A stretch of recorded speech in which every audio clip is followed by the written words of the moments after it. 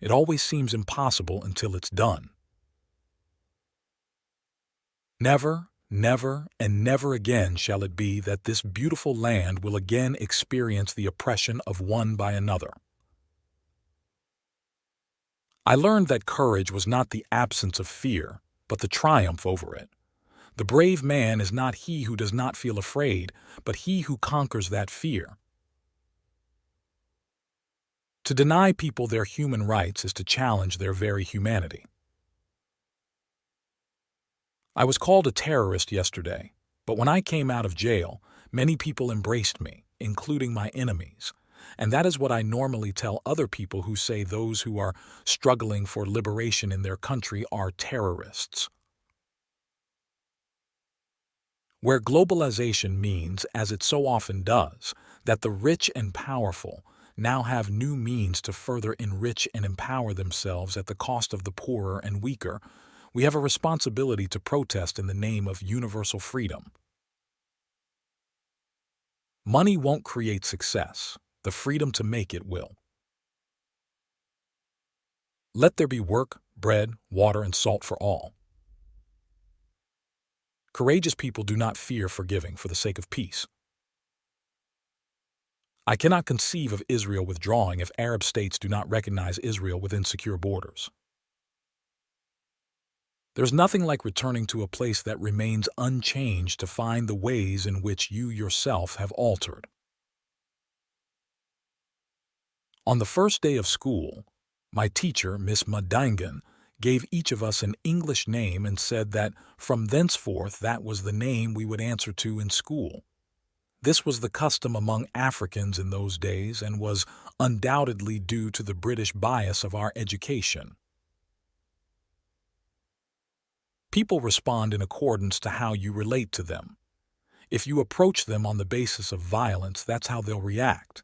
But if you say, "We want peace, we want stability," we can then do a lot of things that will contribute towards the progress of our society. We pledge ourselves to liberate all our people from the continuing bondage of poverty, deprivation, suffering, gender, and other discrimination. It is wise to persuade people to do things and make them think it was their own idea. I dream of an Africa which is in peace with itself. I should tie myself to no particular system of society other than of socialism. There is no such thing as part freedom. If you talk to a man in a language he understands, that goes to his head. If you talk to him in his language, that goes to his heart. Education is the most powerful weapon which you can use to change the world. After climbing a great hill, one only finds that there are many more hills to climb. As long as poverty, injustice, and gross inequality persist in our world, none of us can truly rest. A good head and a good heart are always a formidable combination. A good leader can engage in a debate frankly and thoroughly, knowing that at the end he and the other side must be closer and thus emerge stronger. You don't have that idea when you are arrogant, superficial, and uninformed.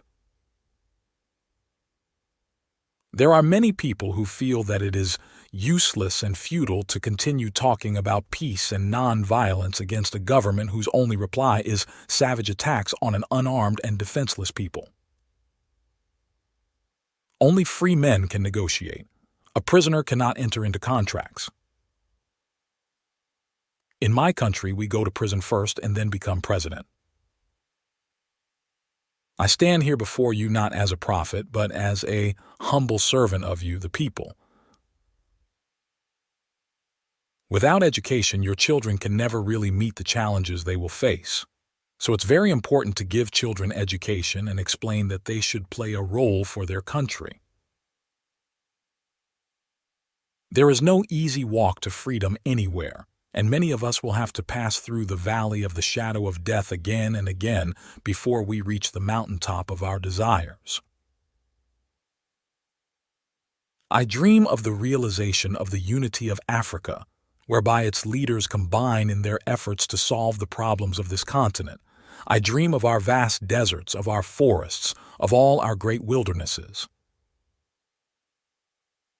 Communists have always played an active role in the fight by colonial countries for their freedom, because the short-term objects of communism would always correspond with the long-term objects of freedom movements. I have retired, but if there's anything that would kill me, it is to wake up in the morning not knowing what to do. I was not a messiah, but an ordinary man who had become a leader because of extraordinary circumstances. After one has been in prison, it is the small things that one appreciates. Being able to take a walk whenever one wants, going into a shop and buying a newspaper, speaking or choosing to remain silent. The simple act of being able to control one's person,